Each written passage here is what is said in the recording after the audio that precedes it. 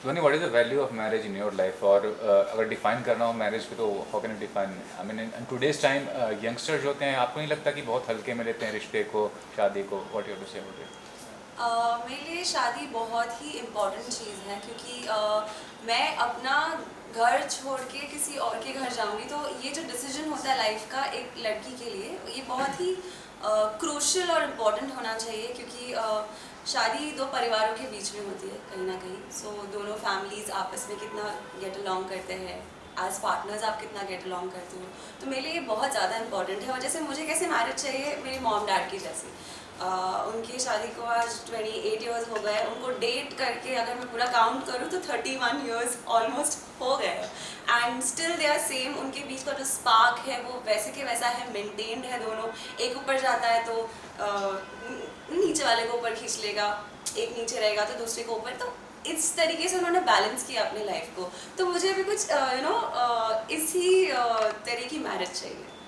ये भी कहना चाहूँगा कि ये जो रियलिटी शो था, पहला था रियलिटी शो आपका, मतलब एक जो आपको मिला है इमेज, आपका जो नाम हुआ इसके थ्रू, उसको लेके कितनी खुशी और कैसा अनुभव था इस शो का हिस्सा बनने पे? सबसे पहले तो मन में एक डर होता है क्योंकि लाइफ का पहला रियलिटी शो है। तो मैं सोच रही थी पता नहीं कैसे होगा, कर पाऊँगी नहीं कर पाऊँगी, लेकिन जब स्टार्ट किया तो मुझे बहुत अच्छा लगा। मुझे बहुत ज़्यादा एक्सपीरियंस मिला यहाँ से, बहुत कुछ सीखने मिला। एज अ पर्सन मैं यहाँ पर मेरे खुद के बारे में मैंने खुद को जाना है यहाँ पर काफ़ी हद तक। तो मैंने आई एम वेरी हैप्पी कि मैंने ये डिसीजन लिया और मुझे घर से पूरा सपोर्ट मिला इस चीज़ के लिए and I am glad I was a part of स्वयंवर।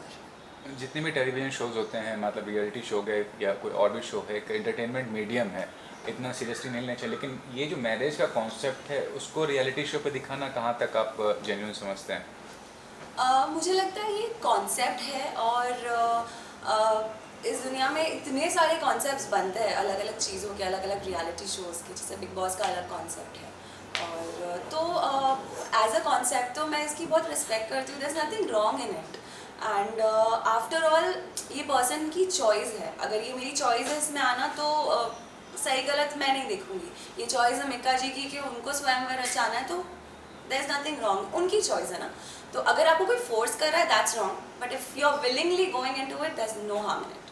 पहले भी कई सारे शोज़ आए हैं, जैसे मल्लिका शेरावत का शो था मैरिज को लेकर, राहुल महाजन का था, राखी का लेकर था, लेकिन ये शो में जो भी जोड़ी बनी, जो भी रिश्ता हुआ, वो कामयाब नहीं हो पाया, तो उसके बारे में क्या कहना चाहेंगे? Yes, back of the mind ये क्वेश्चन रहता है कि कोई भी जोड़ी यहाँ पर बनी नहीं थी पिछले सीजन्स में एंड बट राहुल जी की कुछ 4 इयर्स तक उनकी भी मैरिज चली थी। तो आई थिंक दो लोगों के बीच की आपस की अंडरस्टैंडिंग है, अगर उनको आगे लेकर जाना है तो लेकर जाएंगे और नहीं लेकर जाना तो नहीं लेकर जाएंगे। So again it's person to person. तो आई थिंक यहाँ लेकिन Mika ji is very serious and he will take things ahead. Mika ji के बारे में ये भी है कि मतलब एंटरटेनर तो ही अच्छे, बहुत दरिया दिल इंसान है, बहुत सारा सोशल वर्क करते हैं, तो वो कितना इंस्पायर किया आपको? मुझे उनका सोशल वर्क बहुत ज़्यादा इंस्पायर करता है हमेशा, नॉट जस्ट ह्यूमंस बट वो एनिमल्स का भी। चलेगा, इतना नहीं आएगा। ये कंटिन्यू होते हाँ, मुझे मिका जी का सोशल वर्क बहुत ज़्यादा इंस्पायर करता है क्योंकि वो इंसानों की तो मदद करते ही है, साथ साथ जानवरों की बहुत मदद करते हैं। मैंने देखा है कि उनका खुद के फार्म हाउस पे कुछ 12 हॉर्सेस है, उसके अलावा वो डॉग्स का बहुत ध्यान रखते हैं। सेट पे भी अगर कोई डॉग घूम फिर कर अगर आ जाता था तो ही used to give food to them. और जितना वो डिवाइन टच के थ्रू जितनी वुमेंस की जो मदद करते हैं उनकी एजुकेशन में या उनको काम दिलाने में या उनको कुछ काम सिखाने में, तो मुझे ये सारी क्वालिटी उनकी बहुत ज़्यादा पसंद आती है और कहीं ना कहीं मैं खुद इंस्पायर्ड हो रही हूँ और मैं भी आगे इस तरीके की मदद करना चाहूँगी लोगों से। अगर भगवान मुझे उतना देगा तो मैं भी उतनी मदद ज़रूर करूँगी। बिग बॉस शो का भी हिस्सा बनना चाहती हैं आप? क्या ऐसा आपको इंस्पायर किया कि उस शो का हिस्सा बने? और जहाँ तक बिग बॉस की बात है, तो जितने ही विनर्स हुए, फेम और मनी फैक्टर तो होता ही इंपॉर्टेंट, वो मिलता ही है, लेकिन लॉन्ग रन के लिए इस तरह के शो में पार्टिसिपेट करना या विन करना कितना लॉजिकल आप मानती हैं?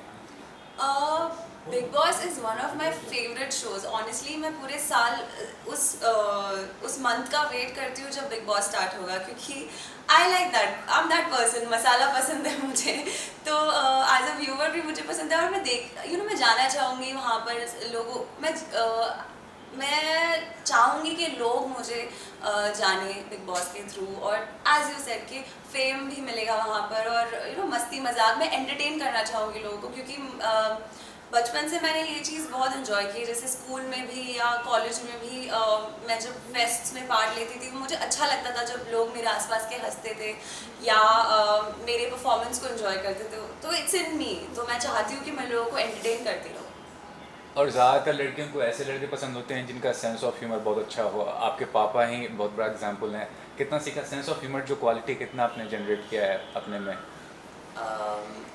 मुझे तो ऐसा ही लाइफ पार्टनर चाहिए मेरे डैड जैसा, क्योंकि he is a very supportive person, and मतलब हमको घर पे ना टीवी की ज़रूरत ही नहीं है ऑनेस्टली, क्योंकि घर में पूरा टाइम एंटरटेनमेंट चालू ही रहता है। लाइक कोई ना कोई हीरो यहाँ वहाँ पड़े रहेंगे। मतलब कभी ऐसा भी होता है कि शो के लिए चले गए, लेकिन घर पे कोई एक आध हीरो छूट गया है उनसे। जैसे एक बार ऐसे हो गया था कि क्या नाम है उनका, अमिताभ बच्चन जी, वो उनको छोड़ के चले गए थे, घर पे छूट गए उनसे। मैं और मम्मी सोच रहे कि अभी क्या करें क्या करें। तो हमने अमित जी से बोला कि अमित जी आप ये फैन कैसे साफ करोगे? तो मैं तो अरे करके फैन साफ करवा दिया। मम्मा बहुत इस चीज़ में बहुत ये है। फिर एक बार ऐसा है कि सर को उनको छोड़ दिया उन्होंने घर पे गलती से, तो हम लोगों ने उनसे करके सारे खिड़की के कांच साफ करवा दिए। तो हम लोग ऐसे काम कराते थे, मेरे डैड के अंदर जितने भी एक्टर्स हैं ना उससे काम करवा दे रहे थे हम लोग घर के। So yes, coming to the point, मैं मेरे डैड से बहुत ज़्यादा इंस्पायर्ड हूँ। वो मुझे हमेशा लाइफ में गाइड करते हैं, और जहाँ पर भी मैं अटकूँ he is always there as a saviour. Dads ऐसे ही होता है। तो सेंस ऑफ ह्यूमर तो एक चीज़ है, डैड से सीखा। बाकी उन्होंने जो नाम हासिल किया है अपने को टैलेंट से, और जो स्ट्रगल किया है, आप कुछ बताते हैं, कुछ सिखाते हैं कि कैसे सस्टेन करना है इंडस्ट्री में, कैसे आगे बढ़ना है, क्या करना है बेसिकली, क्योंकि बहुत इनसिक्योरिटी है अगर इस फील्ड की बात करें तो, एंटरटेनमेंट की बात करें तो क्या कहेंगे इस वाली चीज़ को लेकर? मेरे डैड ने तकरीबन 18 या 19 साल का स्ट्रगल किया, तब जाके उनको टीवी का पहला ब्रेक मिला था। तो एक वक्त था, एक स्टोरी मैं आप लोगों से शेयर करूँगी। मैंने बचपन में ना जब वो टीवी में नहीं आए थे, तो मैंने उनसे ज़िद कर ली थी कि मुझे एक डॉल चाहिए। तो उस वक्त घर में उतने नहीं थे, मतलब पैसे नहीं थे। सो उन्होंने और मम्मा ने आपस में डिस्कशन किया और मुझे डॉल ला कर दी। तो मैं रोज़ डॉल लाने के पहले मैं रोज़ घर पे बोलती थी कब लाओगे डॉल, मुझे चाहिए मुझे चाहिए मुझे चाहिए। तो विदिन 4-5 डेज़ वो डॉल मेरे पास आ गई। And after some time Diwali जब आ गई थी, तब मैंने देखा कि मेरी मम्मी ने पुराने कपड़े पहने, मेरे डैड ने पुराने कपड़े पहने, लेकिन मुझे और भाई को नए कपड़े दिए। तो कुछ सालों पुरानी बात है, तब मॉम ने जाके मुझे इस चीज़ को ओपन किया कि बेटा जब तुमने डॉल मांगी थी ना, तब हमारे पास कुछ भी नहीं था, लेकिन डैड के पास कहीं शो से कुछ तब वो एक शो का 250, 100, 500 इतना चार्ज किया करते थे। सो डैड को एक शो मिला था और उससे वो दिल्ली डॉल लेके आए थे, लेकिन हमारे पास उस वक्त पैसे उतने नहीं थे, तो हमने नए कपड़े नहीं खरीदे थे। तो आज मेरी लाइफ में मुझे सारी लग्जरी मेरे डैड ने दी है, ऐसी कोई कमी उन्होंने नहीं छोड़ी मेरी ज़िंदगी में।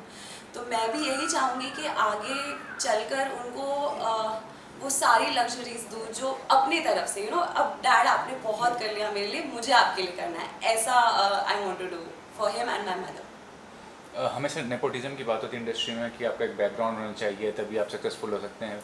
तो ये आपके फादर स्टैब्लिश्ड हैं आज के टाइम में, तो वो कितना आपको हेल्प आउट करेगा आपको लगता है? क्योंकि कनेक्शंस हैं उनके, लोग जानते हैं उनको, ये चीज़ क्या हेल्प आउट करेगा आपको आपकी लाइफ में? No doubt. एक पहली चीज़, लोग यही कहते हैं कि आपके कनेक्शंस है, और मेरे डैड मुझे जाकर वहाँ पर खड़ा भी कर देंगे, लेकिन आगे जाना वो मेरे ऊपर है। मैं डायरेक्टर के सामने या ऑडिशंस जब जाती हूँ तो मैं परफॉर्म कर दूँगी, लेकिन अगर मेरा परफॉर्मेंस उनको नहीं पसंद आएगा तो वो मुझे नहीं लेंगे। ऐसा नहीं कि मेरे डैड ने मेरी कोई सिफारिश कर दी और मुझे काम मिल जाएगा, ऐसा आज तक हुआ नहीं है। It's all on my ability. जैसे अभी स्वयंवर जब मुझे आया था तो मैंने उसके 2 महीने ऑडिशंस दिए थे। एक बार मैंने कॉल पे दिया, एक बार जूम पर दिया, एक बार मैं ऑफिस में गई थी। So it's not like my dad will recommend me anywhere and I get work, it's only because of my own मेहनत। Lastly asking what kind of work basically want to do, I mean किस तरह की कलाकार हो आप, क्या आपका talent है, क्या क्वालिटी है, वो ज़रा डिस्क्लोज करो। वैसे मैं एक्टिंग में बहुत ज़्यादा इंटरेस्टेड हूँ, मुझे आगे वही करना है। और लेकिन अंदर कुछ कुछ चीज़ें हैं, जैसे कि मैं मिमिक्री कर लेती हूँ, कॉमेडी करती हूँ, सिंगिंग करती हूँ, वॉइस ओवर्स में अपनी आवाज़ देती हूँ अलग अलग कार्टून चैनल्स पे। सो बाकी चीज़ें हैं मेरे अंदर। So I would love to entertain people through all my talents. कहीं भी मुझे कोई भी फील्ड में अगर मुझे काम मिलेगा तो मैं कभी उससे मना नहीं करूँगी।